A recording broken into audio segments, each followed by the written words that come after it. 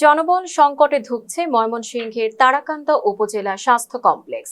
50 শয্যার স্বাস্থ্য কমপ্লেক্সে কোটি টাকার ভবন ও যন্ত্রপাতি সবই আছে, তবে 5 বছরেও চালু হয়নি ইনডোর স্বাস্থ্য সেবা। ডাক্তার, নার্স ও প্রয়োজনীয় জনবল সংকটে আউটডোর সেবা চালু থাকলেও ইনডোর স্বাস্থ্য সেবা চালু না থাকায় ময়মনসিংহ মেডিকেল কলেজ হাসপাতাল সহ অন্যান্য উপজেলায় ছুটছেন রোগীরা। চালক না থাকায় একমাত্র অ্যাম্বুলেন্সটিও পড়ে থেকে নষ্ট হওয়ার পথে। রোগী পরিবহনের কাঙ্ক্ষিত সেবা থেকেও বঞ্চিত হচ্ছে তারাকান্দাবাসী। স্বাস্থ্য কমপ্লেক্সটিতে আউটডোর সেবা নিতে আসা তারাকান্দা গ্রামের বাসিন্দা আমির হাসান স্বপন বলেন, স্বাধীনতা পরবর্তী সময় তারাকান্দাবাসীর লালিত স্বপ্ন ছিল একটি স্বাস্থ্য কমপ্লেক্স নির্মাণ।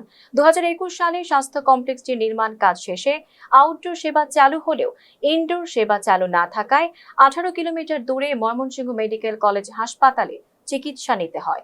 অনেক সময় জ্যামের কারণে পথিমধ্যে ঘটে দুর্ঘটনা। তাই প্রধানমন্ত্রী তারেক রহমান ও স্বাস্থ্যমন্ত্রী মহোদয়ের নিকট অচিরেই ইনডোর সেবা চালুর দাবি জানান তিনি।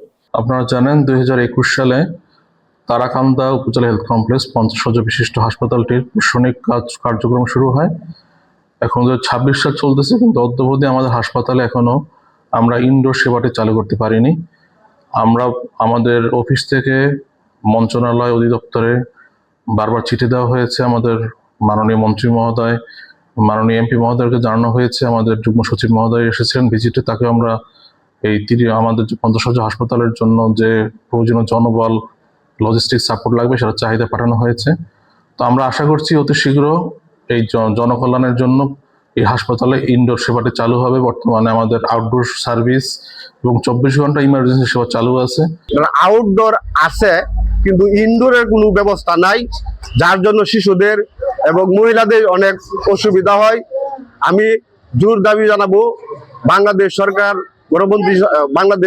গণমন্ত্রী সরকারের তারেক রহমান প্রধানমন্ত্রীকে জানাবো যে আমাদের এই তারাকান্দা উপজেলা কমপ্লেক্স জন্য অতি শীঘ্রই ইনডোর চালু করা হয়।